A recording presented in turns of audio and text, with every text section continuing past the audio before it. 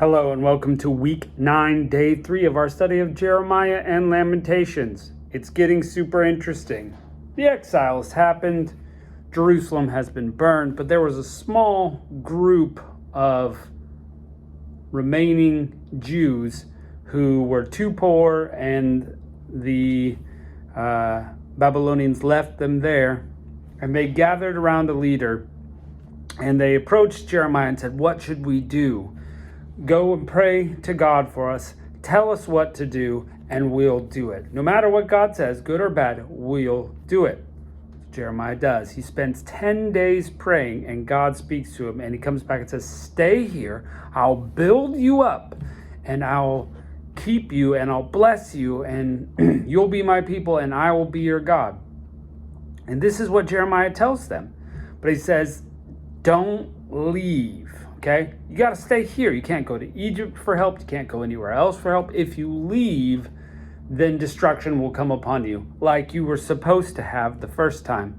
God gave you this remnant grace to live. Now stay where you are and it will be fine. But Jeremiah is pretty sure they're going to not listen, because up till this point, nobody's really listened to what Jeremiah had to say, despite it all coming true. So let's see what happens today. Chapter 43. When Jeremiah had finished speaking to all the people, all the words of Yahweh their God, with which Yahweh their God had sent him to them, even all these words, then Azariah the son of Hoshea, Johanan the son of Kareah, and all the proud men spoke to Jeremiah, "You speak falsely. Yahweh our God has not sent you to say, you will not go into Egypt to live there. But Baruch, the son of Neriah, has turned you against us to deliver us into the hand of the Chaldeans, that they may put us to death or carry us away captive to Babylon." Jeremiah knew it right away. I'm going to tell you, but you're not going to do it because you just don't listen. You're more interested in doing your own thing than listening to what God has to say. Let's see what we've got here. Verse 4, so Johanan, the son of Kareah, and all the captains of the forces and all the people didn't obey Yahweh's voice to dwell in the land of Judah. But Johanan, the son of Kareah, and all the captains of the forces took all the remnant of Judah, who had returned from the nations where they had been driven, to live in the land of Judah, the men, the women, the children, the king's daughters, and every person who Nebuzaradan, the captain of the guard, had left with Gedaliah, the son of Ahikam, the son of Shaphan, and Jeremiah the prophet, and Baruch the son of Neriah. They came to the land of Egypt, for they didn't obey Yahweh's voice, and they came to Tahpanhes. I mean, this should not be a surprise what's going to happen. God's judgment is going to come true. It's happened. Everything Jeremiah has said has happened, but they are so focused on what they want to do. We got to get out of here. We got to go to Egypt for protection. And they literally dragged Jeremiah and Baruch with them amongst all the other people, and they've gone to Egypt. How's this going to go? Poorly. God is going to destroy them with sword and famine and other things, just like he said. And we look at these stories in the Old Testament and go, dumb, dumb, dumb. Why would you do that? But guess what, people? We have this in our own life. It's called sin. What are the sins that we get caught up in over and over and over again? And we should be smacking ourselves going, dumb, dumb, dumb. But we keep doing them. We've got to repent, cut it out of your life, let it go, get it out. Get it out. So, anyway, let's find out what happens. Verse 8, then Yahweh's word came to Jeremiah in Tahpanhes, saying, take great stones in your hand and hide them in mortar in the brickwork which is in the entry of Pharaoh's house in Tahpanhes, in the sight of the men of Judah.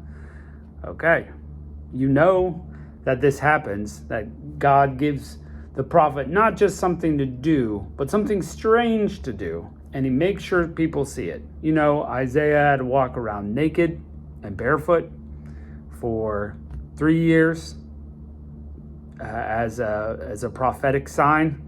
And now Jeremiah here is hiding stones in mortar and brickwork. So let's find out what this is about.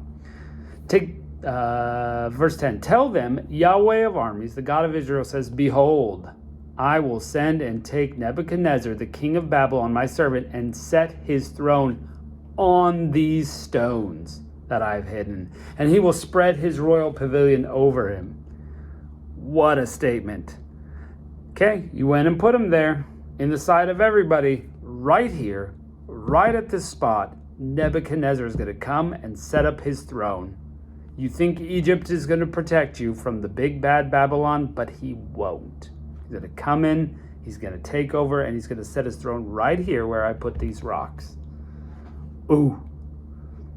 He will come and he will strike the land of Egypt, such as are for death will be put to death, and such as for captivity to captivity, and such as for the sword to the sword. And I will kindle a fire in the houses of the gods of Egypt. He will burn them and carry them away captive. He will array himself with the land of Egypt as a shepherd puts on his garment, and he will go out from there in peace. He will also break the pillars of Beth Shemesh, which is in the land of Egypt, and he will burn the houses of the gods of Egypt with fire. It's all coming down, people. Just like he burned Jerusalem, Egypt is going to burn. Just like he took over in Jerusalem, he's going to take over in Egypt. You can't stop him. It's not because Nebuchadnezzar is so great, by the way. It's because God is mighty and powerful, and he's decided it's time for judgment on Egypt. They're worshiping false gods. They're not worshiping me, so it's time that they get a little judgment, and I'm going to bring Nebuchadnezzar, and he's going to do it.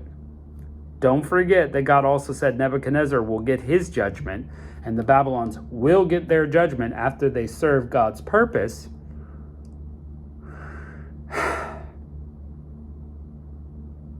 Okay, people. Message is easy. Repent of your sin. Get it out of your life. Don't run away. Serve God alone. You can't hide from God. He will find you, and you will be disciplined for your sin. Pretty straightforward.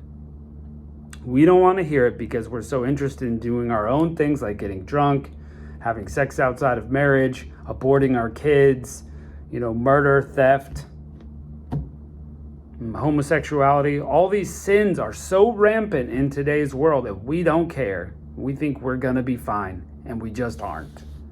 And this is in the church too. We don't want to talk about sin. We don't want to talk about these things. But people, this is our warning. It's time. We've got to get it out of our life. We got to take this serious. Repent. Come to God for healing. Don't run from him.